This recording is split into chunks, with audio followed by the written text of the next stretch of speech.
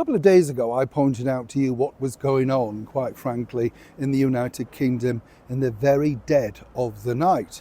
And many of you, of course, responded and told me exactly your thoughts and what was happening in your part of the world. And it's not easy, is it, to comprehend? Very difficult when you study exactly what the governments are doing behind, well, closed doors, in the dead of night, that sort of stuff.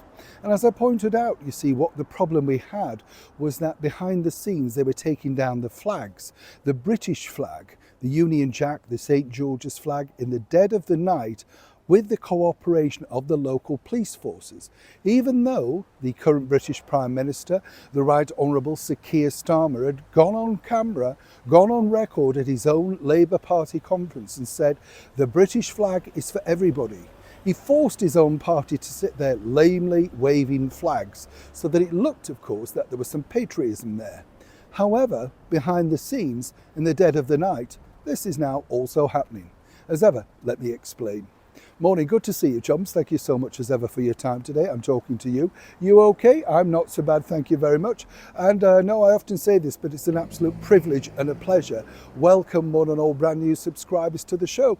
Let me know, by the way, where you're watching from. Which part of the world are you watching in? I see a lot in the comments, and you know, I'm always fascinated when I see where you're watching in from, because particularly as I like Westerns, you know, when you see these areas that you've heard of in Westerns and the old films, you think, wow, of places, of course, like, you know, Bali and Honolulu and New York and Japan and Brazil. It's just incredible, isn't it, the reach? We could go on forever, but let me know, where are you watching from right now today on this story? It's always good to find out exactly where the chums are based. Yes, I'm talking to you. I know, put the cup of tea down. We just need... you just need to focus a couple of minutes. You know what it's like. Now, on a more serious note, as I said, that was what's happening with the flags, right?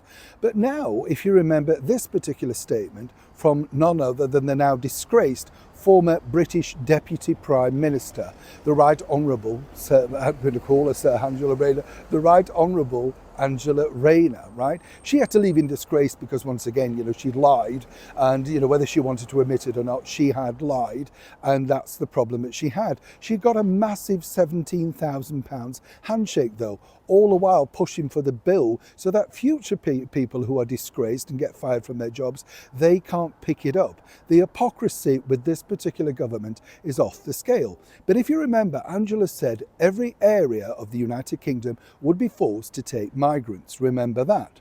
And where this gets interesting, in my opinion, is this. You see, it's all very well, isn't it? But, you know, they're never living next to them. They're never decimating areas with, of course, you know, their failure to integrate, whichever way you look at it. People, oh, no. That's the fact. You only have to go around certain areas of the United Kingdom to see that this is not integration. And Robert Jenrick, the Conservative MP, pointed out now that there are certain areas where he doesn't see a white face in Birmingham. He's speaking the truth, but everybody wants to whitewash this under the carpet. So what's happening? Well, as you know, we are invaded on a daily basis, and currently the British Home Secretary, Shabana Mahmood, claims she's doing everything in her power to make sure that she stops this. Not doing very well. One area they don't want you to remember is that little ridiculous scheme of one in, one out. You'll notice that's not mentioned anymore, right? That's important. But what they are doing is taking, well, thousands in and then depositing them in the dead of the night in secret nighttime flights. So this is the reason why suddenly you wake up, maybe you're going to school, going to work, and you see groups of these people now suddenly from nowhere in the far-flung places of the United Kingdom and in big cities, and think, how did they get there?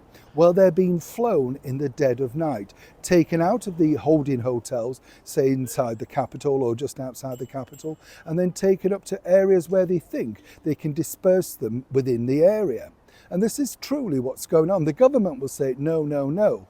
You only have to look at the movement. They have to empty the bigger hotels down here because they're being invaded on a daily basis.